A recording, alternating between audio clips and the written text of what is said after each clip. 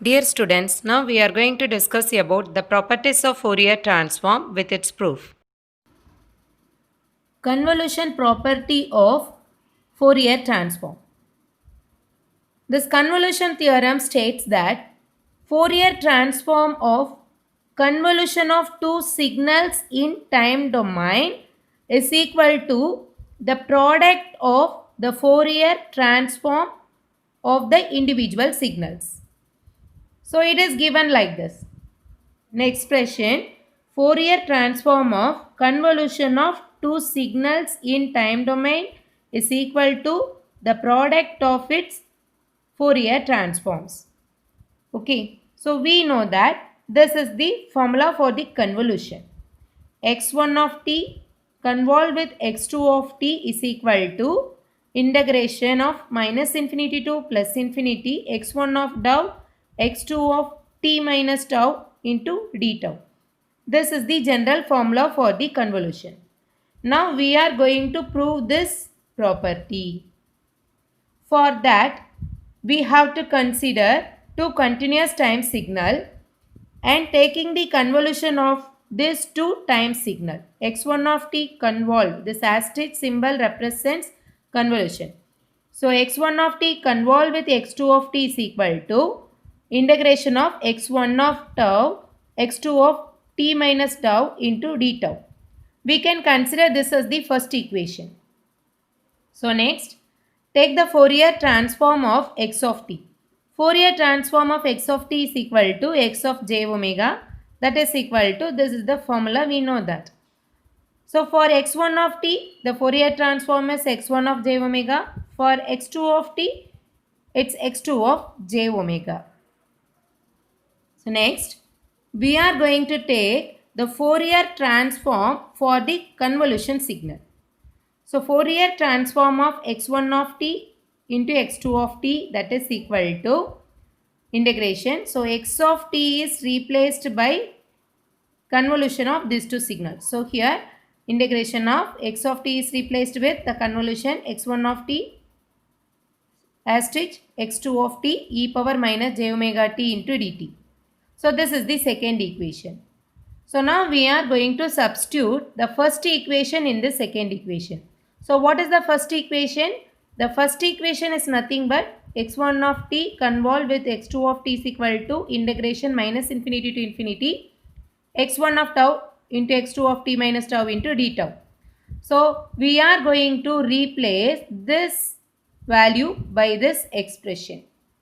So we can get integration of minus infinity to infinity of this expression is integration of x1 of tau, x2 of t minus tau into d tau.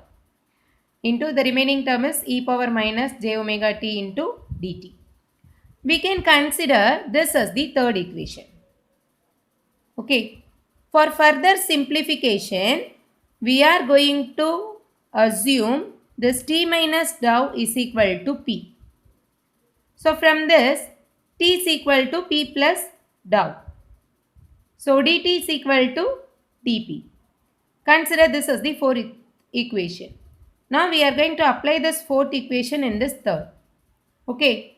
So we can write integration of minus infinity to infinity, double integration is there. x1 of tau as such. This x2 of t minus tau can be written as x2 of p. This t minus tau is replaced with p e power minus j omega t.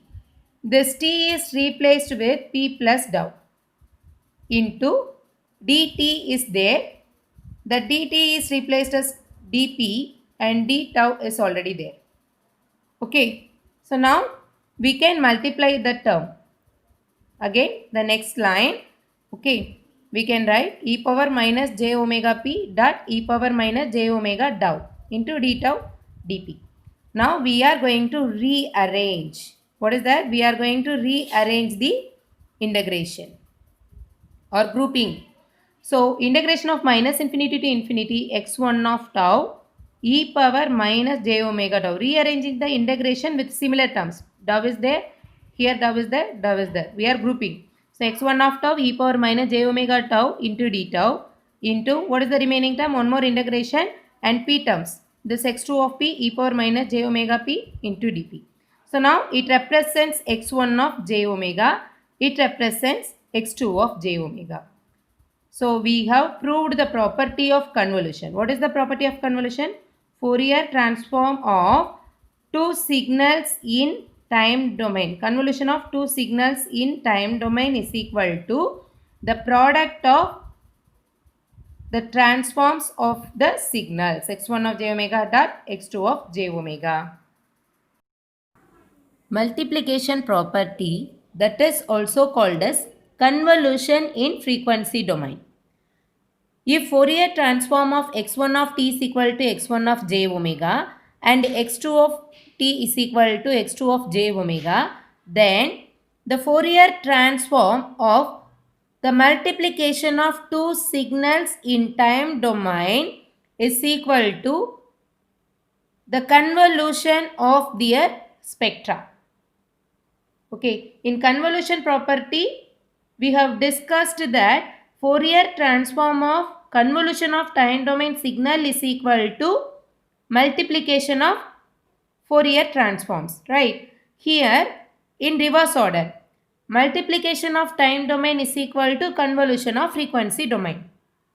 So, we can say this multiplication property is the dual property of the convolution.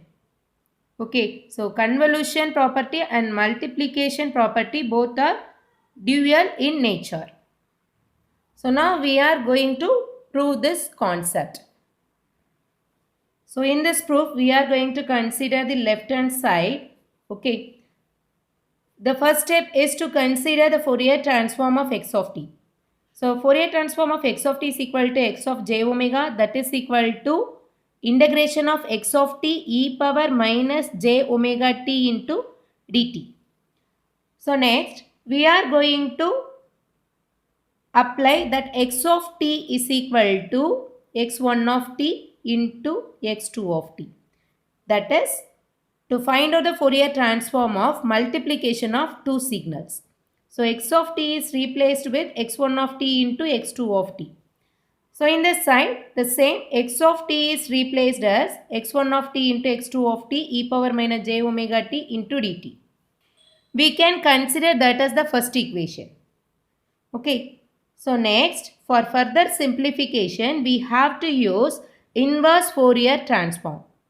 So we are going to take the inverse Fourier transform for the signal. x1 of t is equal to 1 by 2 pi integration of minus infinity to infinity x1 of j omega 1 e power j omega 1 t into d omega. Since we are talking about x1 of t, we have to consider that particular frequency is omega 1. So consider this as the second equation. Now we are going to substitute the second equation in this first equation. Instead of this x1 of t, we are going to write down this expression. Then the equation can be written like this. Okay, x1 of t is replaced as 1 by 2 pi integration x1 of j omega 1 e power j omega 1 t into d omega 1 x2 of t e power minus j omega t dt already is there. So now we are going to rearrange the integration part. Rearrange the integration. Okay. So how are we going to rearrange means 1 by 2 pi we can take it outside. Integration of minus infinity to infinity x1 of j omega 1 and then we are grouping the remaining part as integration of minus infinity to infinity x2 of t e power minus j omega t, okay, into e power j omega 1t. There are two exponential terms, right? So we are grouping these terms dt into d omega 1. Then we have to combine these two values. So exponential of minus j omega t into exponential of j omega 1t. Now we are going to take minus j outside. J and t both are common for both the term. So now I am going to take minus j outside. So here the next term is 1 by 2 pi integration x1 of j omega of integration of x2 of t e power minus j. Then the remaining term, here minus j means it is plus. So minus into minus. So we are having 2 minus j into minus omega. So minus j into, here it is omega, the remaining term is minus omega 1 into t dt d omega 1. Okay. So from this, we already know that integration of x2 of t e power minus j omega t dt is equal to x2 of j omega. This is the Fourier transform of x2 of t. Correct. This is the Fourier transform of x2 of t. So in this part, instead of this omega, so we are having the term omega minus omega 1. So we can write this as x2 of j of omega minus omega 1. Okay. So we are going to replace this term with x2 of j of omega minus omega 1 into d omega 1. So now it is in the form of expression for convolution of two signals, because we know that convolution of two signal x1 of j omega convolved with x2 of j omega is equal to, this is the formula, integration minus infinity to infinity x1 of j omega 1 x2 of j minus omega 1 into d omega is the convolution formula. So we can write this expression as 1 by 2 pi into x1 of j omega convolved with x2 of j omega. So now we have proved the convolution in frequency domain property. So Fourier transform of multiplication of two signals is equal to convolution of their Fourier transforms. So next property is duality property. Duality property is given like this.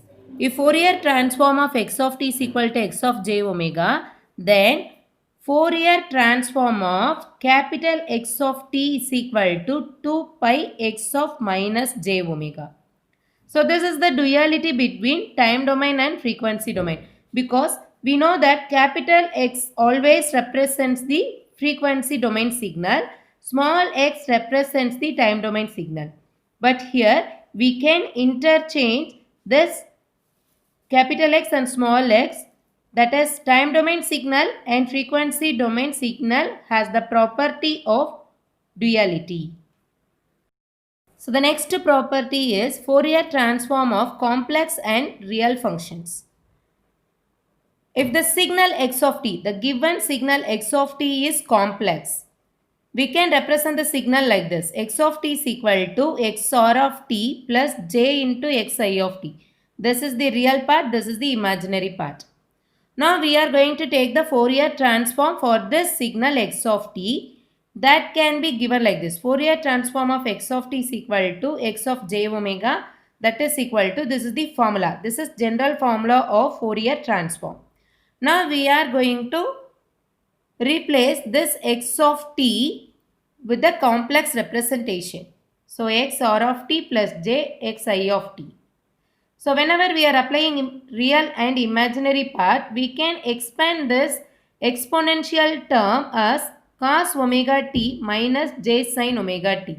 Correct. So here e power minus j theta is nothing but cos theta minus j sin theta. Right. The same thing we can represent.